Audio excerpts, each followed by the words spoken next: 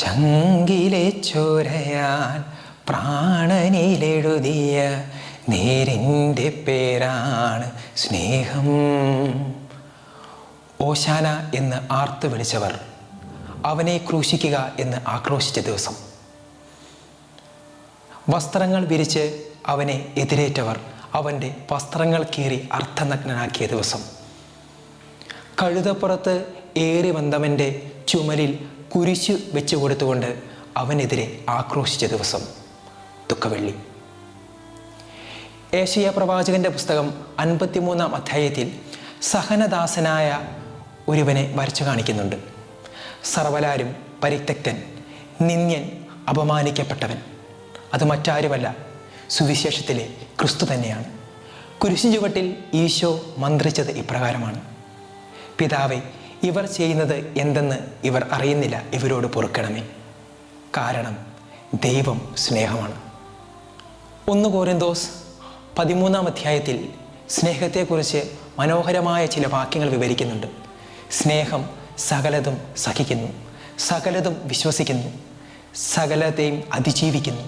സ്നേഹം ഒരിക്കലും അവസാനിക്കുന്നില്ല. അതെ, ഓരോ ദുഃഖവെള്ളിയും സ്നേഹത്തിൻ്റെ ആഘോഷമാണ്. സ്നേഹിതനായ യേശുവിനെ തിരിച്ചറിയാതെ പോയ ഒരുപാട് വ്യക്തിത്വങ്ങളെ കാണുന്ന ഒരു ദിവസം കൂടിയാണ് ദുഃഖവെള്ളി. സ്നേഹിതനായ ക്രിസ്തുവിനെ തിരിച്ചറിയാതെ പോയ ഒരുപാട് വ്യക്തിത്വങ്ങളുടെ ഒരു ഓർമ്മ കൂടെയാണ് ദുഃഖവെള്ളി. 30 വെള്ളിക്കാശിന് തമ്പുരാൻ്റെ വിലയെന്തെന്നറിയാതെ അവനെ ഉറ്റുകൊടുത്ത യൂദാസ്, ഒരു തീ കായുന്ന ലാഘവത്തോടെ അവനെ 3 പ്രാവശ്യം തള്ളിപ്പറഞ്ഞ പത്രോസ്, 3 വർഷം കൂടെ നടത്തിയും പറഞ്ഞുകൊടുത്തും ചങ്കുപോലെ കൊണ്ടു നടന്ന ശിഷ്യന്മാർ ഓടിയൊളിച്ച ഒരു രാത്രി കൂടിയാണ് ദുഃഖവെള്ളി. നമ്മുടെ ജീവിതത്തിലും പലപ്പോഴും പ്രതിസന്ധികളും പ്രലോഭനങ്ങളും കടന്നു വരുമ്പോൾ പലപ്പോഴും നമ്മളും തമ്പുരാനൊരു വിരയിടാറുണ്ട്. പലപ്പോഴും നമ്മളും അവനെ വെല്ലുവിളിക്കാറുണ്ട്. അപ്പോൾ ഈ കഥാപാത്രങ്ങളെയൊന്നും നമ്മൾ പരിഹാസത്തോടെ കാണേണ്ട, മറിച്ച് നമ്മുടെ ജീവിതത്തോട് ഒന്ന് തുലനം ചെയ്ത് നോക്കിയാൽ മതി. ജീവിതത്തിൽ പ്രതിസന്ധികളും പ്രലോഭനങ്ങളും കടന്നു വന്നപ്പോഴും തമ്പുരാനെ തള്ളിപ്പറയാതെ ചേർത്ത് നിർത്തിയ ഒരുപാട് ജീവിതങ്ങളും നമ്മുടെ ചുറ്റുപാടുമുണ്ട്. ക്യാൻസർ എന്ന മഹാമാരി ജീവിതത്തിൽ വന്നടഞ്ഞപ്പോൾ ദിവ്യകാരുണ്യത്തെ നെഞ്ചോട് ചേർത്ത് പിടിച്ച് തമ്പുരാനെ തൻ്റെ സഹനത്തോട് ചേർത്ത് പിടിച്ചു നിർത്തിയ അജ്ന എന്നൊരു പെൺകുട്ടിയുടെ കഥ. 15-ാം വയസ്സിൽ ക്യാൻസർ വന്ന് രോഗബാധിതനായപ്പോൾ ദിവ്യകാരുണ്യ അത്ഭുതം തൻ്റെ വെബ്സൈറ്റിലൂടെ ലോകം മുഴുവൻ പ്രചരിപ്പിച്ച കാർലോ അക്വിറ്റസ് എന്ന ഒരു കൊച്ചു ബാലൻ്റെ കഥ. നമ്മുടെ ചുറ്റുപാടിലും ഇതുപോലെ കുരിശുകളെ മഹത്വീകരിക്കുന്ന ഒരുപാട് വ്യക്തിത്വങ്ങളുണ്ട് എന്നുള്ളൊരു തിരിച്ചറിവ് കൂടെ ദുഃഖവെള്ളി നമുക്ക് പറഞ്ഞു വയ്ക്കുന്നു. സഹനം എന്നുള്ളത് നമ്മുടെ ജീവിതത്തിൽ നിന്നും ഒരിക്കലും മാറ്റിവെക്കാൻ സാധിക്കാത്ത ഒന്ന് തന്നെയാണ്. അതൊരു യാഥാർത്ഥ്യമാണ്.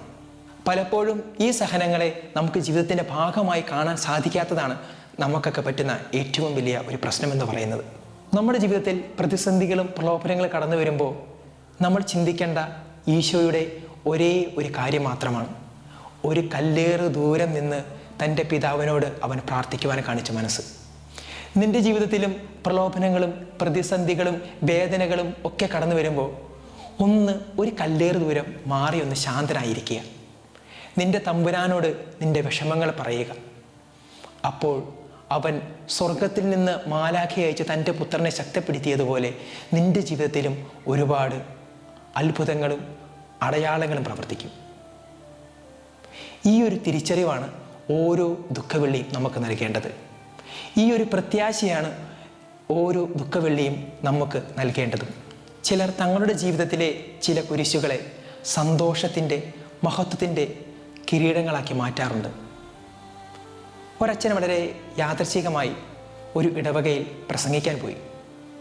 ധ്യാനം നടത്തുന്നതിനിടയിൽ അച്ഛൻ കണ്ടൊരു കാഴ്ച, ഒരു കൊച്ചുകുട്ടി അച്ഛനും പറയുന്ന ഓരോ പോയിന്റുകളും വളരെ മനോഹരമായി എഴുതിയെടുക്കുന്നു. അപ്പം അച്ഛന് വളരെ ആകാംക്ഷയായി, എന്തുകൊണ്ടാണ് അവൻ ഈ വാക്യങ്ങളൊക്കെ എഴുതിയെടുക്കുന്നത്. അച്ഛൻ വളരെ അവൻ്റെ ഫാമിലി ബാക്ക്ഗ്രൗണ്ട് ഒന്ന് ചെക്ക് ചെയ്തു.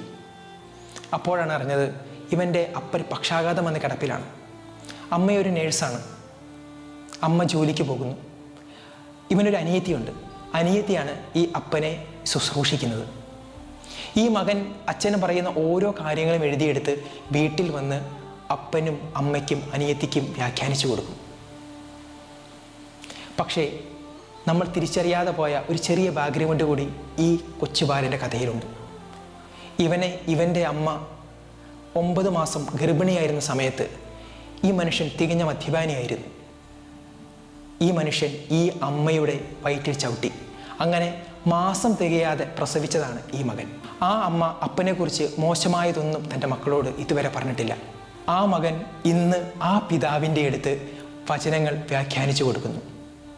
കണ്ണുനീർ വാർത്തുകൊണ്ട് ആ മനുഷ്യൻ ആ വാക്കുകൾ ശ്രവിക്കുന്നു. ആ അമ്മ തൻ്റെ ജീവിതത്തിലെ വലിയ സഹനങ്ങളെയെല്ലാം യേശുവിൻ്റെ സഹനങ്ങളോട് ചേർത്ത് വെച്ച് മഹത്വത്തിൻ്റെ കിരീടങ്ങളാക്കി മാറ്റുന്നു. ഓരോ ദുഃഖവെള്ളിയും നമുക്ക് നൽകേണ്ട പാഠം ഇതാണ്. സഹനങ്ങളെ പഴിക്കുന്നതിലോ അതിൽ നിന്നും ഓടി ഒളിക്കുന്നതിലോ അല്ല, മറിച്ച് ക്രിസ്തുവിനെ പോലെ ചങ്കൂറ്റത്തോടെ അതിനെ സ്വീകരിക്കുന്നതിനും അത് ജീവിതത്തിൻ്റെ ഭാഗമായി ഉൾക്കൊള്ളുമ്പോഴുമാണ് ഓരോ ദുഃഖവെള്ളിയും മനോഹരമായി തീരുന്നത്. അതിനാൽ ചുറ്റുമുള്ള സാഹചര്യങ്ങളെ പഴിക്കാതെ പ്രത്യാശയോടെ യേശുവിൻ്റെ സഹനത്തോട് ചേർത്ത് വെച്ചുകൊണ്ട് നമ്മുടെ സഹനങ്ങളും നമുക്ക് ഒന്ന് പിന്തുടരാം. അപ്പോൾ നമ്മുടെ ജീവിതവും ക്രിസ്തുവിൻ്റെ ജീവിതം പോലെ മനോഹരമായി തീരും. അത് ദൈവരാജ്യത്തിൽ കിരീടമണിയിക്കുന്നതുമാകും. ഈ ദുഃഖവെള്ളിയിൽ ക്രൂശിതനായ ക്രിസ്തു നമ്മളെ ഓരോരുത്തരെയും അനുഗ്രഹിക്കട്ടെ.